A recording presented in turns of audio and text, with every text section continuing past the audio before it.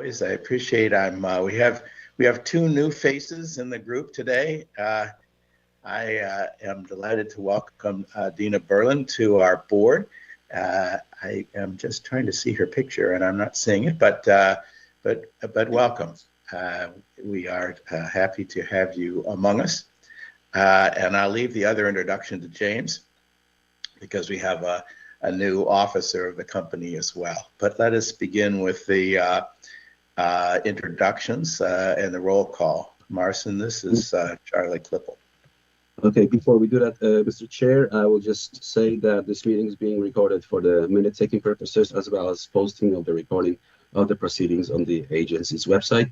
This meeting is also being live streamed on the Access Health CT website. Roll call for attendance. Charles Klippel, Chair. Here, thank you. Paul Philpott, Vice Chair. Here. Grant Ritter. Here. Deidre Gifford. Here. Steven Hernandez. Matthew Bratman. Here. Thank you. Thomas McNeil. Dina Berlin. Here. Thank you. Peter Haller from DSS, designee for Commissioner MJ Barton Reeves. Here. Thank you. Sean King from OHA. Good morning, I'm here. Good morning. Paul Lombardo from SID. Here. Claudio Gualtieri from OPM. Manisha Ajutani, DPH Commissioner. Caroline Zambetti, designee for Nancy Navarrete, DMS Commissioner. Good morning, here. Okay, thank you. Thank you, Dr. Jutani. Appreciate it. Before we go on, Ms. Berlin, I think you're pretty well known to the people on this board and vice versa, but if you'd like to say a few words, please do. I'm happy to be here. I know the board has a lot of impact on the residents of the state and their ability to access quality health care, and I look forward to being part of the effort. Thank you. And again, we look forward to having you being part of that effort, so thank you very much. If we could ask for the officers of the company to introduce themselves, please. Good morning, James Michelle, Access Health Connecticut. Gina Walsh, Director of Operations, Access Health Connecticut. Holly Zwick, Director of Finance, Access Health Connecticut. Rebecca McClear, Director of Technical Operations and Analytics, Access Health Connecticut. Susan Richby, Director of Legal and Governmental Affairs, Access Health Connecticut. Caroline Ruette, Director of Marketing, Access Health CT. Good morning, everyone. Glenn Jurgen, Director of Human Resources with Access Health Connecticut. Good morning, Tammy Hendricks, Director of Health Equity and Outreach, Access Health Connecticut. Good morning, Janelle Maloney, Director of Information Technology, Access Health Connecticut. Mr. Chairman, this concludes our introduction of the offices of the organization. Thank you very much. Appreciate it. I understand we have no public comment. I'll just check that, but I think that's correct. That is correct, Mr. Chair. We have received no public comment. Thank you. So our next agenda item is to swear in our new board member, and for that I will give the floor to Susan. Thank you very much, Mr. Chair. Dina, if you will please raise your right hand. You solemnly swear or solemnly and sincerely affirm, as the case may be, that you will faithfully discharge, according to law, your duties as a member of the Board of Directors of Access Health Connecticut to the best of your abilities, so help you God, or under penalty of perjury. I do. Thank you. Thank you. Thank you very much. We now would ask for any comments or corrections to the minutes of the last meeting. And hearing none, I would ask for a motion to approve the minutes of the last meeting. So the motion before us to approve the October 19th, 2023 regular meeting minutes. Yes, please. So moved. This is Grant. Thanks, Grant. Seconded, Gifford. Thanks. So this is Charlie Klippel. Yes. Thank you.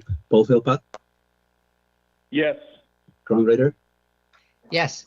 Deidre Gifford, Yes. Steve Hernandez, Matthew Brackman,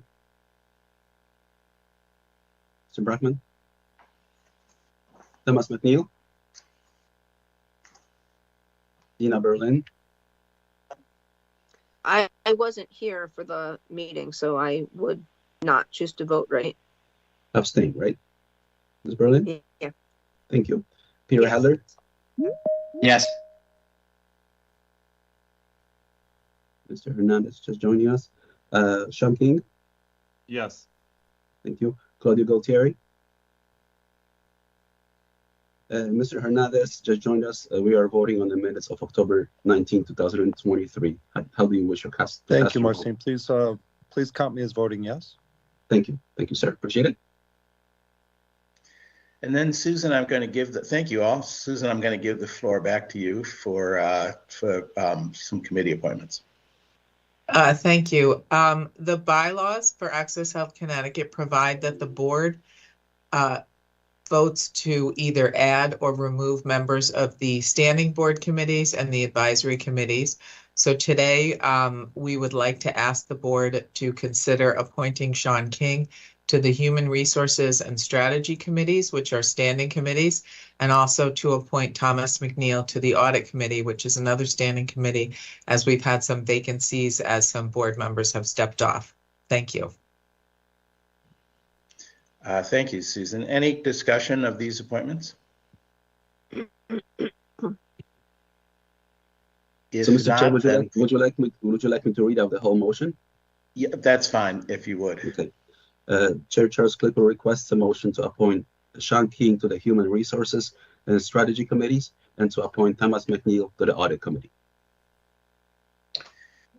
This is Paul, so moved. Thank you. Seconded, Grant. Thanks, Grant. Is there a discussion? Discussion? Mhm. Hearing none. Charlie Klippel, yes. Thank you. Paul Philpott, Yes. Ron Ritter, Yes. Deidre Gifford, Yes. Steve Hernandez, I vote yes. Matthew Brackman, Thomas McNeil, Dina Berlin, Yes. Peter Hadler, Yes. Sean King, Yes. and Claudio Galtieri. Thank you. Thanks all. James, the floor is yours for a CEO report. Thank you, Mr. Chairman. I have a very brief report this morning. Good morning, all. I'm James Michetta, CEO of Access Health Connecticut, and thank you for being here today for our November board meeting. And I want to start by welcoming Dina Burrell, appointed by Senator Looney to replace Cece Wood. So Dina, welcome. We look forward to your engagement with our board and also with the staff. And also, I would like to introduce and welcome our new Director of Finance, Holly Zwick, who has joined us today. Holly comes to us with an impressive amount of financial experience in senior leadership roles. We are very pleased that she has chosen to work with us at Access Health Connecticut. And also, I want to share that we have completed the fiscal year 2023 financial and programmatic audits with our independent financial audit firm, CLA. You will hear more about that, about both reports later in the meeting from Susan Rich-By. We began our open enrollment period on November 1st, and we are off to a very strong start in terms of enrollment. We are addressing some challenges with our call center that came to light recently to ensure that our customers are getting the best help they need as timely as possible. And finally, our next board meeting will be in 2024. So I would like to take this opportunity to wish everyone a happy Thanksgiving and also a great holiday season. With respect to our meeting today, very quickly, we will begin with an update on our open enrollment from Katie Hearn for the first 2 weeks of open enrollment. Katie is our Associate Director of the Enterprise Project Management Office. Then Caroline Rouette, our Director of Marketing, will give a status report on the communication to our customers, and also the leaver survey that we are about to start. As a reminder, we are conducting this survey of our customers affected by Medicaid unwind who are not enrolled in health insurance through Access Health. It is important that we find out why they have not enrolled to make sure they aren't falling through the cracks. We are reaching out to them through email and phone to complete the survey. We hope to have results for you as early as possible in the new year.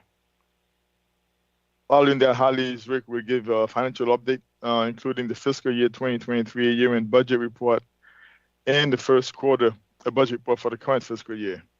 These reports were presented to the Finance Committee last week. And we'll close with Susan reporting on the two audits that were conducted, completed, and presented to the Audit Committee last week as well. Mr. Chairman, thank you very much. This concludes my brief report to the board. James, thank you very much. If there are no questions to you, and I'll stop for a moment to ask for those, we'll move on to the open enrollment report. Thank you, Mr. Chair. Let's do it. Marcin, maybe if you could advance to slide 1, we'll ask for Katie to give an open enrollment update. Thank you. Good morning. Katie Hearn, Associate Director of the Enterprise Project Management Office, or the EPMO at Access Health Connecticut. I wanted to give you a brief open enrollment update this morning. We're about 2 weeks into our open enrollment period. We are going to have our auto renewal run the week of November 26th for both qualified health plan enrollments and standalone dental enrollments. We've projected that about 80% of households will auto renew, which is great, into both qualified health plans and standalone dental plans for the 2024 policy year. The new public enrollment dashboard is live on the Access Health Connecticut website for the first time. The enrollment data for 2023 is posted currently, and we will have 2024 plan year data available before the end of this month. So you can check that out.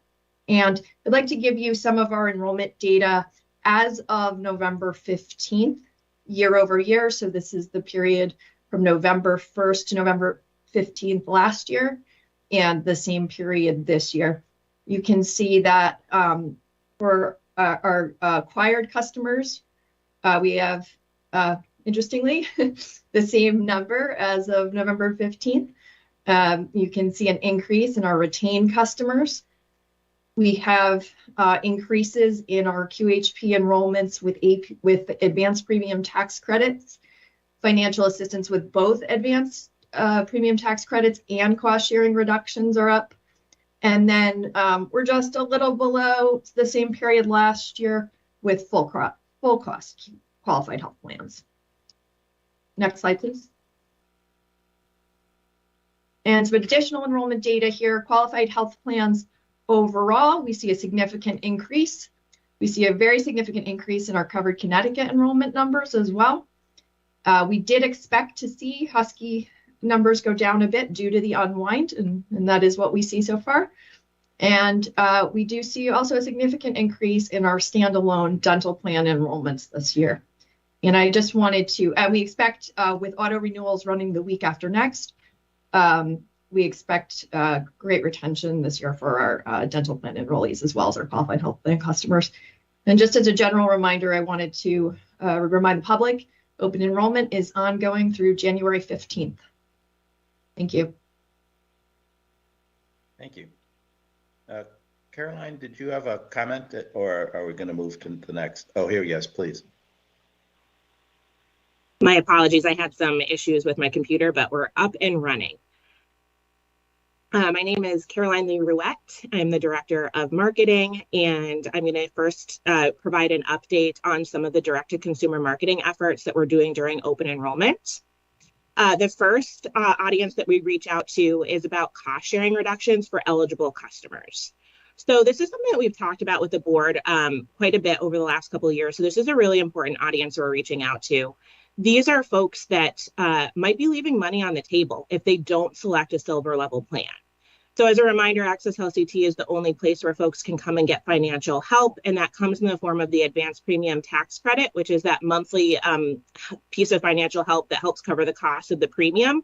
But there's also the cost sharing reductions, and that's what customers can use to help decrease the cost of care when they see a doctor or maybe fill a prescription plan, and those are only in our silver level plans, those cost sharing reductions. So if some customers who are eligible for these buy up to a gold plan or down to a bronze plan, they're potentially leaving that financial help on the table. So if we're noticing that there are people who are filling out their application and would be eligible for this, and they're choosing a different plan and leaving that money on the table, we're reaching out to them to let them know that they may have a better option if they choose that silver level plan. And we're going to do that outreach before the December 15th deadline so that they can have that silver level plan for the entire year with coverage starting January 1st. Our second special audience are customers that may be impacted by the family glitch. You might remember last year, this was something that was fixed in the law. The law changed.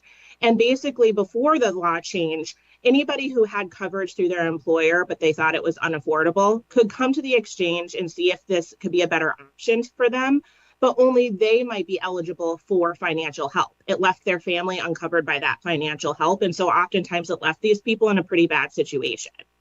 The law changed. So now if they are eligible for financial help, the whole family could become covered by that financial help. And so we're wanting to reach back out to folks who may have come into our application and not pulled the trigger to get coverage, and make sure that they're aware of this change in the law that might be beneficial for them. This is something that we did last year. We were actually able to update our system in time for open enrollment. Not every exchange was able to do that. And so while we were in a better position than a lot of the exchanges, there might be some people that still haven't come back, and this could be a good option for them. So we're going back 3 years in our data to reach back out to this population and let them know that there could be some great options for them again this year. And then the last special audience we want to bring to your attention are customers that might be impacted by plan changes, discontinued plans or changes to the network. And that last point about any customers that might be auto-enrolled or kind of scheduled for that auto-renewal for plans that have a change in network, we really want to be reaching out to them to let them know that their networks may be impacted. So if they have a preferred provider, they really need to check their plan and make sure that they can continue to see that provider and they'll be covered by that provider within their plan. All right, we can move on now. Thank you, Marcia. All right, so now I'm going to move on to the lever. Before you move on to the lever survey, sure, please. I want to just, the one number that jumps out at me at this last presentation is the dramatic increase in the Cover Connecticut population, and I credit to you and to Katie and to the whole team, because that was really a marketing effort. It was such an important program, but credit to all of you for putting the effort into getting the word out. I think we're now really seeing the power of that program. So thank you for that. Wonderful. Thank you. All right. I interrupted you. Please move on to the lever survey. Thank you. No, I appreciate that. And so now we're going to talk a little bit about a lever survey. And so this is something that had been done in the past, and we're recreating that now, particularly as the unwinding population is starting to be impacted. We really want to understand why anybody impacted by Medicaid unwinding is not choosing to be covered if they are no longer eligible for Medicaid, or if they're eligible for a qualified health plan. We want to understand why they may not be electing that coverage option. So lever surveys are designed to understand why customers are leaving any kind of program, and that's what we're conducting here. In terms of the goals, the first is understanding, like I said, why Medicaid unwinding audience, this audience is not electing coverage. The secondary goal is understanding if and how they might be covered by another source. You know, we have a lot of assumptions right now. Maybe folks who were part of the unwinding process now have a coverage option through an employer. So we really want to make sure that we are understanding the reality, not just our assumptions. The third here is understanding key decision-making and demographic data about this population. So we're going to explore awareness of the unwinding process and how communications were received, really how they became aware of this. Awareness of the Medicaid, Husky Chip, and or Access Health CT as coverage options, just to make sure that they know what's available to them. We also want to explore attitudes towards the importance of being covered.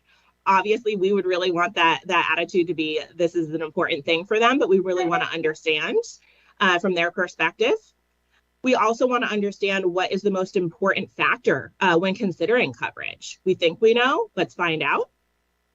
Their appetite for cost and other barriers to being covered. This is a really important one, right? People are coming off Medicaid where it's been available at no cost to them in terms of coverage. We really want to understand what their appetite for cost is, especially if they're no longer eligible for that Medicaid program.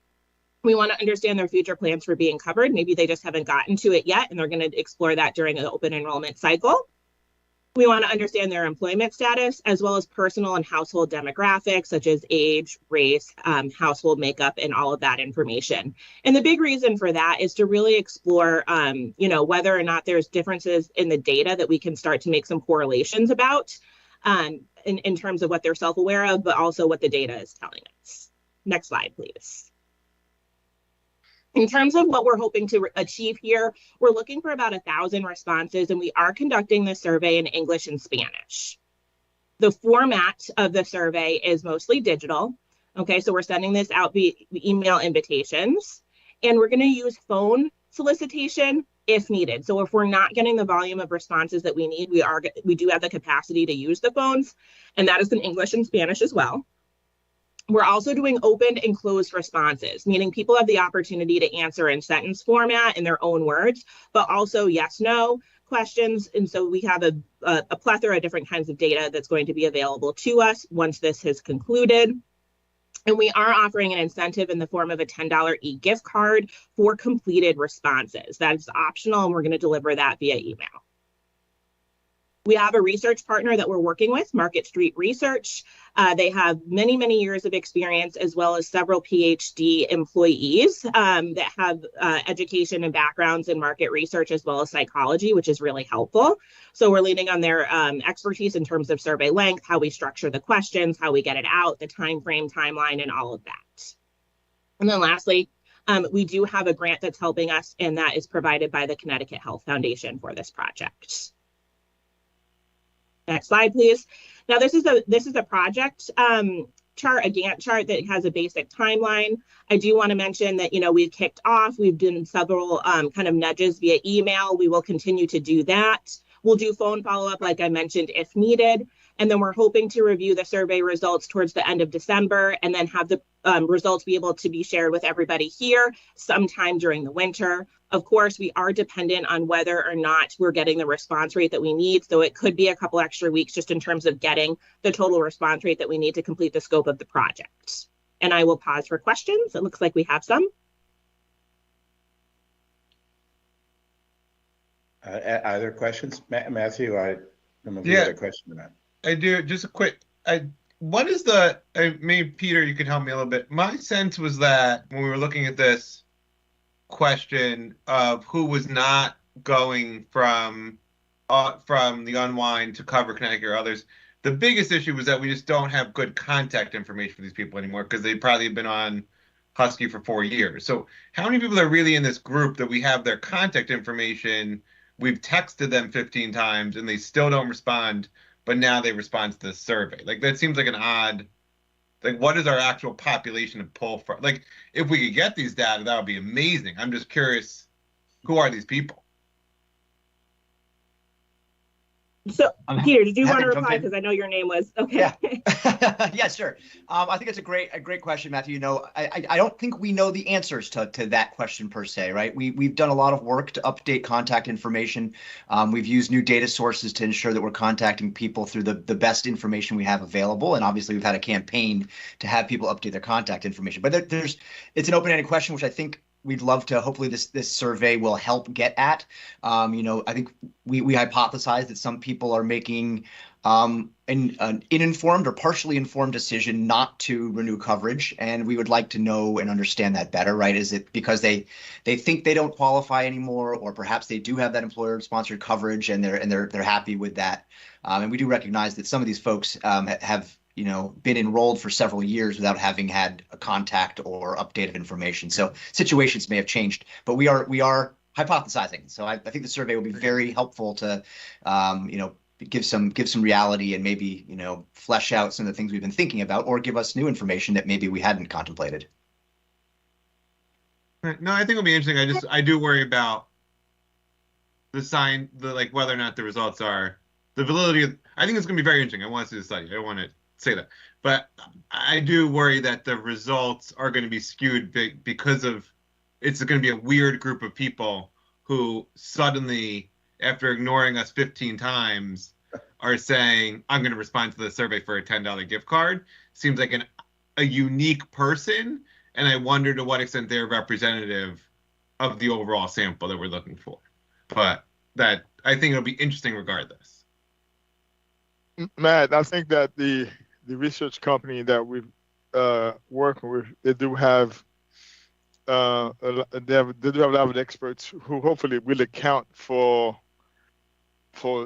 the odd responses and so forth. But again, we have an open mind, so we're going to see what comes back. Then we'll present it to the board sometime in early winter. It is a fascinating question. I could see. Yeah. We'll see what we get. Right. That's all. Yeah. Okay. And if we're not paying for it, it's even better. So. You're right. The entire course has been supported by the grant. It's hopefully it will yield some insights, and even if they're just qualitative insights, it'll be interesting to hear. Yeah. Are there any other questions about either the Leave Your Survey or the open enrollment? If not, then Holly, I think we're throwing you right into the mix on your first meeting. Okay, sounds good. Good morning. Thank you, Mr. Chairman. My name is Holly Zwick, Director of Finance, Access Health Connecticut. Today I'll be speaking about the fiscal year 23 budget as well as the fiscal year Q1 24 budget. Next slide, please. Thank you. As you can see, we finished fiscal year 2023 approximately $856,000 under budget. Next slide, please. Our revenue was higher mainly due to receiving an additional $25,000 in grants, and the interest rate held steady in fiscal year 23. On the expense side, we ended fiscal year 23 under budget due to vacancy savings in salaries and fringe benefits. We also saved contractually by sending fewer notices and continued pandemic measures. There was also a substantial savings on system maintenance and administrative expenses due to remote work and the timing of insurance renewals. We were over budget with IT enhancement projects, including the governance risk and compliance system. Next slide, please. There were carry forward projects, from fiscal year 23 to 24. So a few projects that were started in fiscal year 23, but will not be completed until 24. As you can see, they are all IT related and in many respects mandatory due to Medicaid unwind and an anticipated increase in OE numbers. Next slide, please. Talk about the investment report now. We have always provided the Finance Committee and the board with information on the balance of the exchange's reserve funds, where they are invested and the interest earned. The exchange's investment policy, adopted by the board back in 2012, provides us, the exchange makes annual and semi-annual reports to the board on its investments. In compliance with that requirement, we have created a new investment report and will be presenting the first annual investment report today for 22 and 23, I apologize. Our objective here is to invest in secure investment vehicles while maximizing returns and providing immediate liquidity. We invest in the State Treasurer's Investment Fund, also known as STIF, which is managed by the State Treasurer. STIF is available to state agencies, municipalities, and public authorities. Next slide, please. As I mentioned on the previous slide, we invest our reserves in what we call STIF. We ended fiscal year 23 with a STIF balance of close to $900,000 due to an increase in interest rates over the past 12 months. In addition to the short-term investment fund, Access Health contributes towards employee retirement plans or 401As, and those funds are invested through Mission Square, which provides retirement plans and related services for more than 1 million public sector participant accounts. It's important to note that Access Health CT, our investment portfolio, is in compliance with our investment policy, and we are able to meet our expenditure requirements for the next approximately 7 months. Next slide, please. I'll talk now about our fiscal year 24 budget, quarter one. Our fiscal year 24 budget overall is focused on 3 strategic initiatives: IT investment, cybersecurity, and health disparities. Next slide, please. The fiscal year 24 quarter one budget is higher than projected at this point due to the timing of expenses and invoices. Next slide, please. This slide shows the totals from the previous slide broken down into individual line items, revenue, and expense accounts as listed on the income statement. As you can see, our revenue variance for quarter one is favorable by approximately $124,000 due to the interest rate and the performance of the STIF account. Expenses are a bit higher than projected, but only due to timing, as I mentioned earlier. For example, we may start a project earlier, or a vendor may move ahead faster on a project, which is always good for efficiency reasons. Next slide, please. We do not anticipate any changes to our overall full year fiscal 24 budget. And if there are any changes, we will come back to the Finance Committee and the board for approvals. Next slide, please. This slide shows the full year 24 budget after quarter one, again showing no anticipation of any changes. Next slide, please. We also, there's also no anticipation of any changes to our fiscal year 24 shared costs with the Department of Social Services. And again, if there are, we will come back to the Finance Committee and the board. As you can see from the slide, the total budgeted amount here is just under $20.5 million. Are there any questions?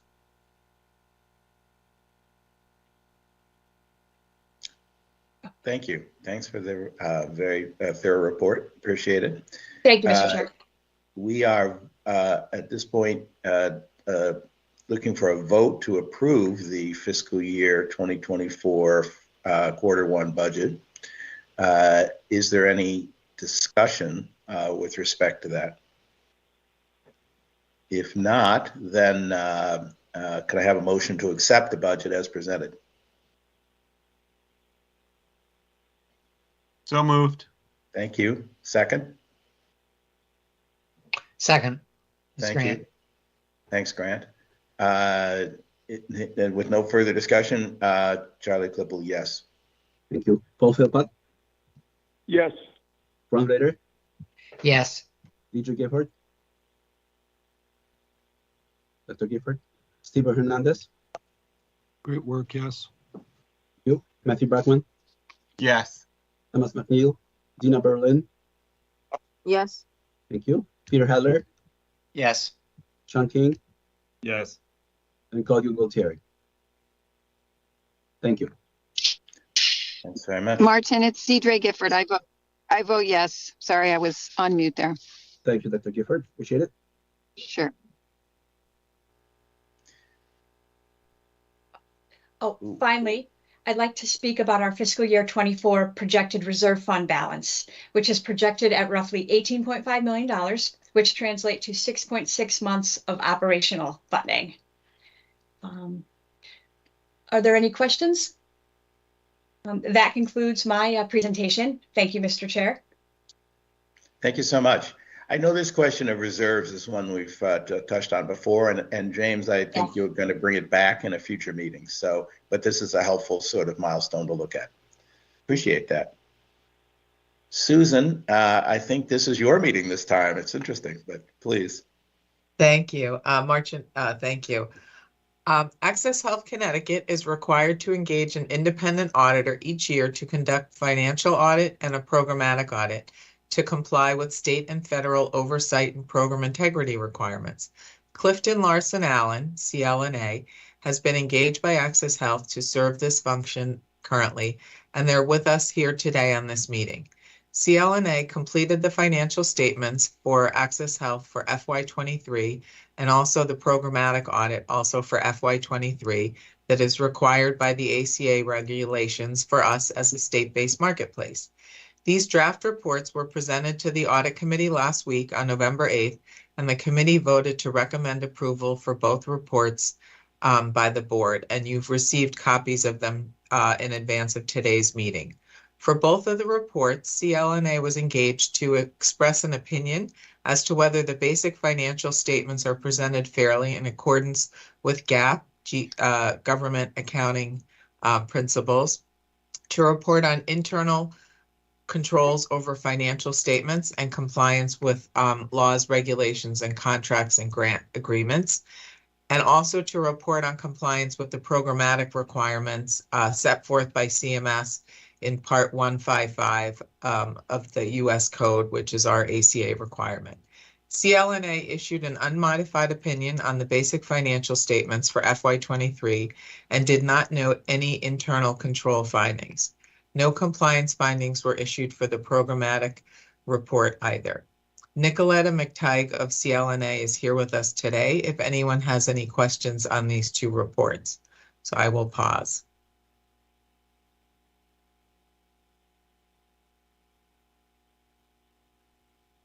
Any questions? It's great to have two such clean audit reports. That's fantastic. We appreciate the efforts of our auditors, but also certainly the efforts of the management team that got us here. That's fantastic. At this point, we need to vote to accept these two reports. Marcin, I'm going to let you frame these two votes, and then we'll go from there. Yes, Mr. Chair. Chair Charles Klippel requests a motion to approve the fiscal year 2023 AHCT audited financial statements as presented. Is there a motion? Paul, so moved. Second, Matthew. Thank you. Any discussion? If not, Charles Klippel, yes. Thank you. Paul Philpott? Yes. Ron Ritter? Yes. E.J. Gifford? Yes. Steve Hernandez? Yes. Matthew Brackman? Yes. Thomas McNeil? Dina Berlin? Yes. Thank you. Peter Hadler? Yes. Sean King? Yes. And Claudio Gautier. Thank you. Second vote, Marcin? Yes. Chair Charles Klippel requests a motion to approve the fiscal year 2023 programmatic audit report as presented. Is there a motion?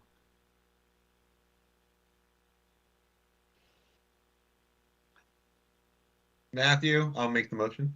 Thank you. Yep. Second? Seconded. This is Grant. Thanks, Grant. Charles, no discussion? If none, Charles Klippel, yes. Thank you. Paul Philpott? Yes. Ron Ritter? Yes. E.J. Gifford?